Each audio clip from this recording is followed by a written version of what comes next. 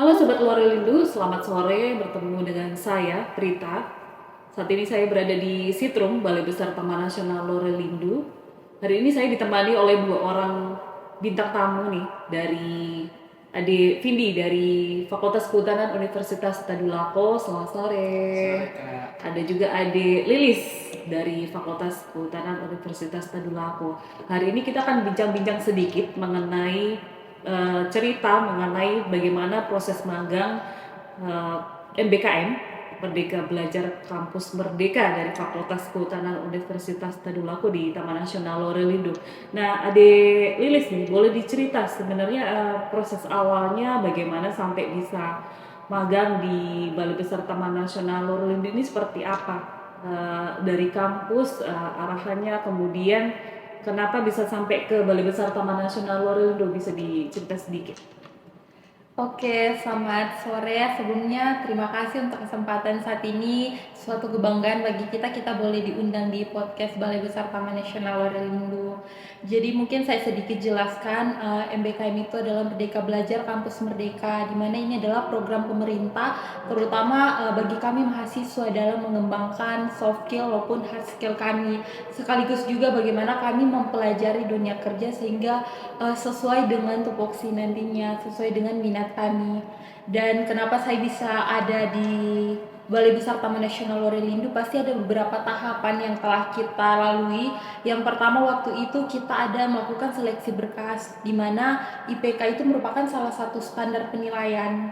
Yang kedua itu kita melakukan wawancara untuk mengetahui kemampuan lebih dari seorang mahasiswa. Kalau ditanya kenapa sih saya bisa magang di Balai Besar Taman Nasional Lorelindo, itu karena dari pihak kampus yang menempatkan, dan memang di awal itu kita ada kontrak kalau kita harus bersedia ditempatkan di mana saja. Waduh, hebat berarti ya. Kalau ada tadi cerita bahwa harus ada seleksi nih. Berarti yang datang mengikuti kegiatan MBKM sendiri memang mahasiswa-mahasiswa terpilih ya, karena ada proses seleksinya. Nah, kalau kemudian tujuan daripada MBKM kali ini sebenarnya apa sih? Ada nggak pesan-pesan tertentu dari kampus supaya mahasiswa itu bisa belajar atau punya fokus-fokus kegiatan tertentu? Nah, mungkin dicerita sedikit dong, Adik Vindi. Silakan. Baik, terima kasih Kak Prita. Adapun tujuan dari kegiatan program magang mandiri MBKM ini, tentu saja kami mempelajari instansi terkait atau instansi tempat kami ditempatkan, mungkin tentang sejarahnya, struktur organisasinya, dan juga kami juga diberikan kesempatan untuk melakukan sekaligus penelitian seperti itu Kak Prita. Oh, berarti arahannya memang selain untuk tahu atau mengenal dunia kerja, memang diarahkan atau difokuskan untuk bisa sekaligus penelitian. Nah, penelitiannya untuk tugas akhir berarti ya, untuk skripsi, harapannya seperti itu ya. Iya. Oke, menarik sekali. Nah, kemudian adik-adik ini selama magang ada penempatannya kan ya, ada ditempatkan kalau tidak salah ada di 2 bidang wilayah dari Taman Nasional Lorelindo. Iya. Kemudian ada adik Lilis yang ditempatkan di bidang wilayah 1 Saluki, dan juga adik Vindi yang kebetulan juga ditempatkan di bidang wilayah 2 Makmur. Nah, boleh cerita sedikit nih, tentunya kan masing-masing tempat mempunyai karakteristik atau situasi yang berbeda. Nah, mungkin bisa dicerita sedikit nih adik Vindi, apa sih yang didapat di bidang wilayah 2 Makmur? Apakah setelah dari balai apa yang diberikan, kemudian ketika di bidang wilayah apa yang didapatkan? Boleh cerita sedikit. Baik, terima kasih. Untuk sebelumnya, sebelum kami ditempatkan di bidang, kami melakukan serah terima mahasiswa dulu di balai, terus kami presentasi tema penelitian. Selanjutnya dari tema penelitian itu, kami akan ditempatkan di bidang sesuai dengan tema penelitian kita masing-masing. Selanjutnya dari bidang itu, kami selain melakukan penelitian juga, kami ikut serta dalam kegiatan yang ada di bidang. Terkhusus untuk bidang 2 sendiri, bidang 2 wilayah makmur sendiri, kami itu ada ikut monitoring seperti sarang burung maleo yang ada di desa Kadidiah, karena di sana ada spesifik air apa namanya? Air panas ya? Air panasnya, sehingga karena itu Kak, untuk maksudnya itu kawasan untuk melakukan Penangkaran ya? penangkaran. Karena di sana ada ada sumber air panas dari dalam kawasan hutan gitu ya, dari Iya. kawasan Taman Nasional Lorel Lindo. Kemudian selain itu apa lagi kegiatan yang diikuti di bidang 2? Nah, selanjutnya di bidang 2 itu kami ada ikut monitoring peti atau pertambangan emas tanpa izin, yaitu ada di wilayah Resort Sibalaya, dan juga kami waktu itu ada juga dari Badan Riset dan Inovasi dan melakukan monitoring atau evaluasi tentang tumbuhan asing invasif, Ibu. Oh gitu. Gitu. Berarti agak beragam juga kegiatan yang diikuti ya. Tadi ada Iya. ke penangkaran maleo, kemudian ada ikut juga di penanganan peti ya, atau Iya. penambangan emas tanpa izin. Kemudian ada juga kalau tidak salah monitoring invasif alien spesies Iya. atau spesies yang invasif ya, Iya. yang banyak ada di kawasan Taman Nasional Lorel Lindo. Kemudian Adik Lilis sendiri, apa sih kegiatan yang didapat di bidang wilayah 1 Saluki? Boleh dicerita dong sama teman-temannya. Oke, terkait kegiatan saya selama pelaksanaan magang di bidang 1, kebetulan kan rentan waktunya itu kurang lebih 4 bulan. Sudah disebutkan Kaprita tadi, memang rentan waktunya agak cukup panjang. Jadi kalau bicara kegiatan pasti ada banyak, tapi saya coba sebutkan beberapa kegiatan. Itu kita mengunjungi Demplot Maleo, sekaligus melakukan perilisan maleo. Kita juga sempat mengunjungi salah satu potensi wisata yang ada di bidang 1 itu di Maima. Kita juga melakukan penataan pada Ocidarium dan juga resort-resort, itu Resort Simoro dan Moa. Selain itu, kita juga melakukan pendampingan kepada masyarakat dalam penyusunan RKT-nya, dan juga selain kegiatan yang berkaitan dengan bidang, kita sebagai mahasiswa karena tujuannya juga untuk penelitian, kita melakukan kegiatan-kegiatan penelitian sesuai dengan judul masing-masing. Oh ya, penelitiannya kalau Adik Lilis ini tentang apa ya? Ini berarti penelitiannya masih kalau saat ini istilahnya adalah pengambilan data lapangan ya, yang Iya, nanti betul. diharapkannya bisa dikembangkan menjadi penelitian di dalam penyelesaian tugas akhir atau skripsi seperti itu. Nah, boleh digambarkan kira-kira seperti apa sih proses penelitian yang tadi disebut penelitian di kawasan Taman Nasional, dan temanya tentang apa nih kalau di Lilis nih?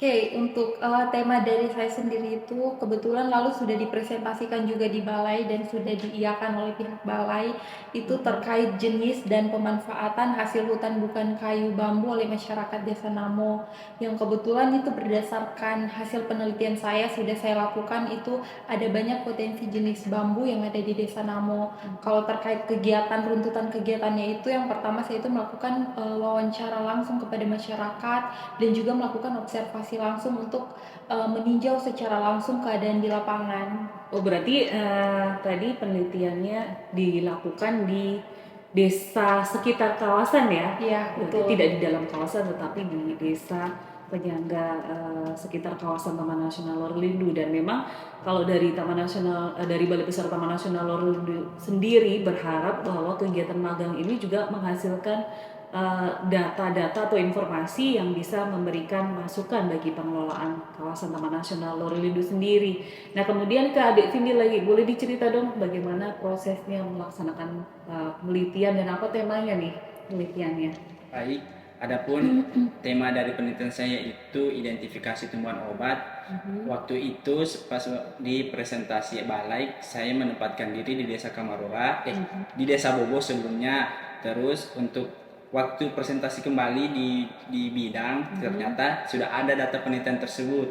Jadi pihak dari bidang 2 wilayah makmur menyarankan di Desa Kamarora, dikarenakan ada salah satu informan yang bisa menjadi kunci pertanyaan dari yang akan saya pertanyakan di sana, gitu Kak. Berarti kalau dapat saya tangkap dari keduanya sebenarnya masing-masing dari peserta magang ini sebenarnya sudah ada fokus-fokus penelitian ya, sebelum datang ke Taman Nasional sudah ada bayangan ingin menggali apa tentang Taman Nasional Lorel Lindo dan kawasan sekitarnya. Kemudian juga yang kedua yang dapat saya tangkap bahwa selama proses magang juga diberikan masukan atau input-input juga dari Taman Nasional Lorel, dari Balai Besar ya, dari bidang wilayah maupun di lingkup balai untuk mungkin supaya penelitiannya bisa berjalan dengan baik seperti itu ya kurang lebih. Iya. Oke, kemudian Nah, selama magang pasti ada dong kesannya nih. Ada nggak kesan yang tertinggal gitu ya, tertinggal di hati gitu? Kira-kira apa nih yang mungkin tidak akan dilupakan oleh adik-adik semua bahkan ketika nanti sudah lulus? Boleh cerita nih dari ini dulu. Apa sih? Ada Baik. kesan nggak ya? Kalau kesannya saya itu pertama tentu saja karena kita mahasiswa bukan terlalu maksudnya kegiatannya itu hanya berdasarkan teori. Nah, untuk kegiatan magang ini kami melakukan eh, kegiatan lapangan istilahnya. Jadi kegiatan yang ada di perkuliahan itu yang tidak ada di perkuliahan kami dapatkan di dunia kerja atau di dunia magang. Tentu saja kesannya itu seperti saya waktu di desa Kadidia. Kan di desa Kadidia itu ada tempat permandian air panas. Nah, terkait juga di situ ada apa lagi namanya? Sumber air panas. Nah, sumber air panas itu dimanfaatkan untuk jadi permandian. Nah, ada masyarakat di sana, khususnya anak-anak kecil, itu mereka sangat antusias tentang melakukan kegiatan mandi-mandi di sana. Berarti memang tempatnya sebagai lokasi wisata ya? Iya. Jadi mata airnya dialirkan ke kolam pemandian seperti itu? Iya, betul seperti itu, Kak. Nah, adapun yang lainnya juga, ini terkait dari penelitian teman saya tentang jenis tumbuhan asing invasif yang tadi sudah saya jelaskan sebelumnya.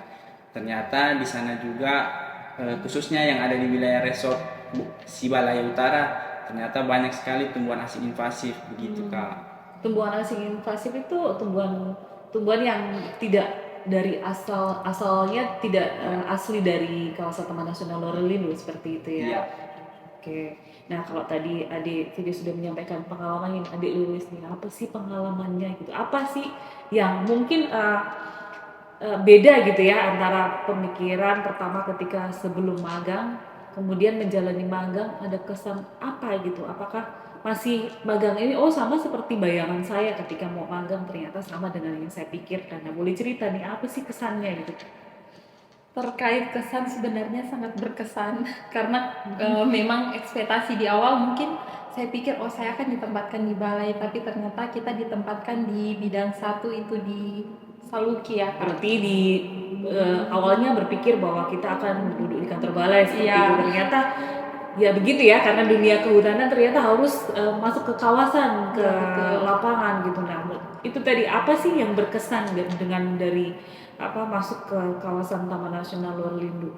Oke, mungkin saya lanjut dulu terkait penempatan di bidang satu Saluki. Yang kita tahu itu untuk perjalanan dari Kota Palu ke sana itu 1 jam, sehingga kita sebagai mahasiswa mau tidak mau harus 1 kali 24 jam di sana. Jadi perpindahan dari hidup di kota tiba-tiba harus berbaur di desa.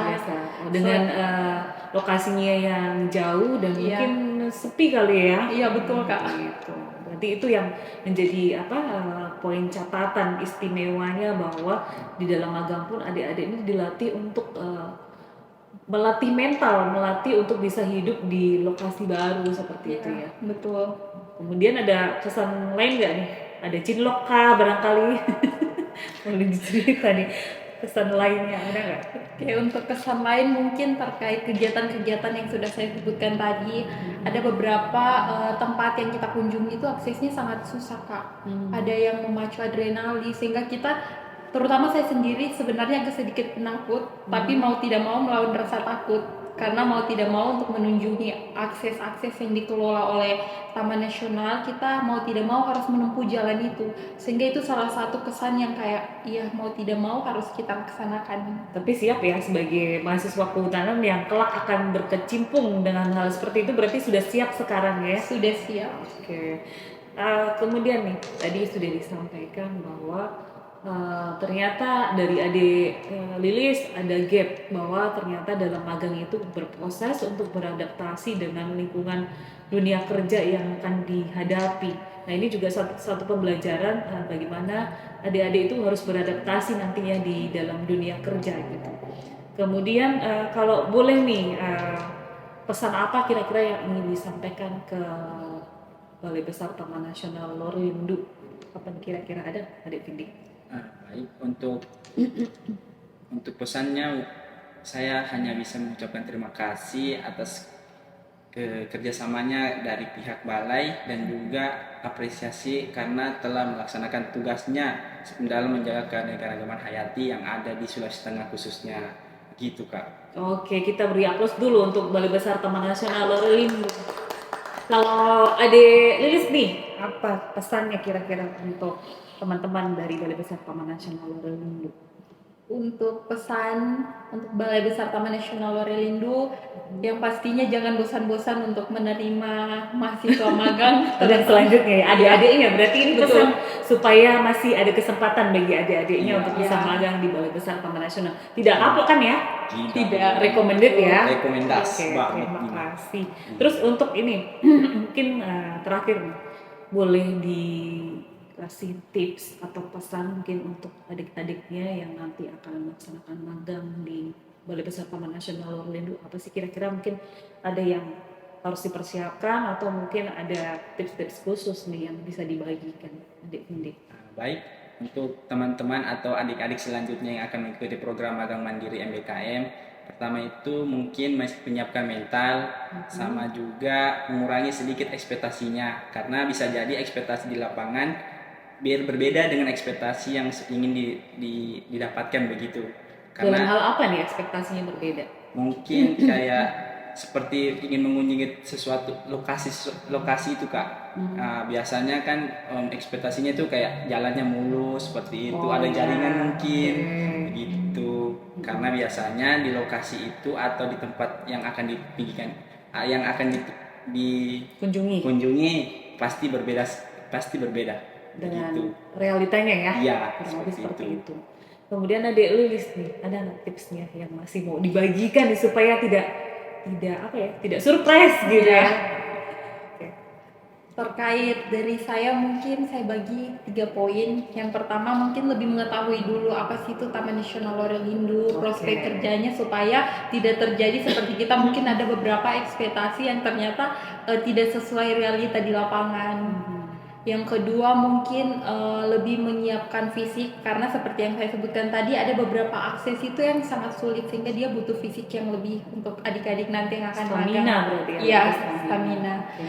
Terus yang ketiga itu kita di awal harus menyediakan itu tujuan penelitian atau fokus penelitian itu mau kemana, supaya nanti ketika magangnya berjalan, penelitian jalan, akhirnya itu bisa berjalan berdampingan dan tujuan kita bisa tercapai.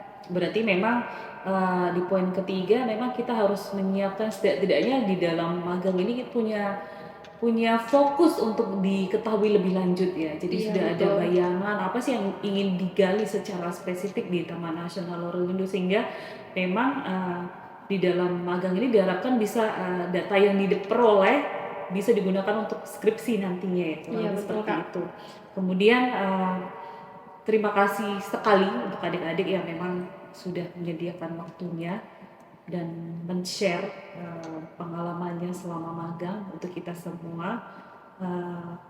Mungkin sesi kita sebenarnya masih banyak yang akan Iya. disampaikan. Saya yakin masih ada hal-hal yang mungkin ingin disampaikan ke para pemirsa gitu ya, dan mungkin untuk adik-adik yang akan magang selanjutnya. Tapi Betul. mungkin karena keterbatasan waktu kita harus mencukupkan sesi kita untuk kali ini. Sukses untuk adik-adik semua, semoga studinya dilancarkan dan dimudahkan, dan terima kasih banyak Sobat Lorelindo. Saat ini kita harus mengakhiri sesi kita. Terima kasih telah menyimak sesi diskusi kita kali ini. Jangan lupa untuk subscribe, like, dan komen di Instagram kami di BTN Lorelindo Official dan juga YouTube Lab Balai Besar Taman Nasional Lorelindo. Terima kasih atas semuanya dan selamat sore. Salam konservasi. Salam konservasi.